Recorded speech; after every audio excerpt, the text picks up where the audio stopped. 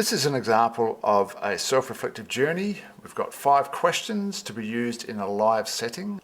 These questions are based on leadership, but they could be centered around any human-based endeavor.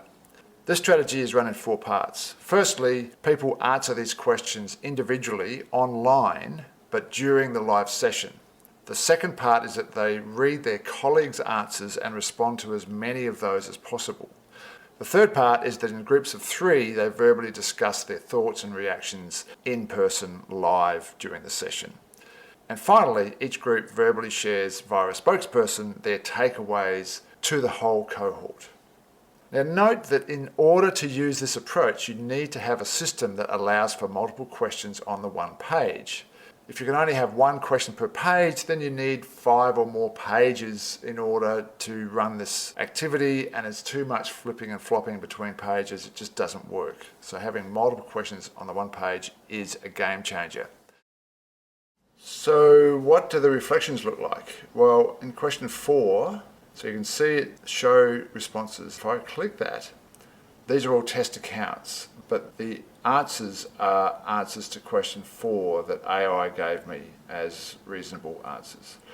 And then what I've done is written reflections from each of these 4 accounts. So Courtney, she uses an approach that is based on empathy and dialogue. And if you open up the reflections, you can see everyone has responded to that. So Simon, Gary, Jason, and Courtney, and Courtney's responded to Simon, Jason, and Gary's responses. So that's what it looks like. It opens up on the side. I really like this because you don't lose all this real estate here. You don't have like hundreds of comments in a thread. So there's a conversation within this answer. So Simon wrote his response, and there's a number of replies there. And Gary's written his response, and there's a number of replies there. And so it goes on.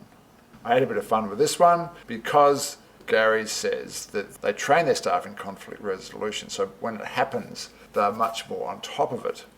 And Courtney asks, how do you handle new team members who haven't been through the training? Do you have to get the trainer in and run the initial series of sessions? And Gary replies, who's obviously me, regarding Courtney's question, no, actually we work with Learn, Implement, Share. They steered us away from live-only training and got us to go blended. Most of the content is delivered via self-paced online. So when new staff arrive, we simply plug them into the online aspect. They then join the monthly live team meetings to embed the training. And that's what I think is the best way to go. Anyway, I couldn't resist just pointing that out. So anyway, that's what it looks like. You got the top level answers up here, and then the reflections occur in the side panel.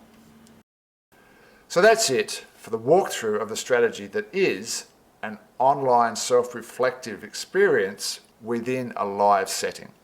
Hope you enjoyed that. If you've got questions, reach out and perhaps we can have a chat. Thanks for watching.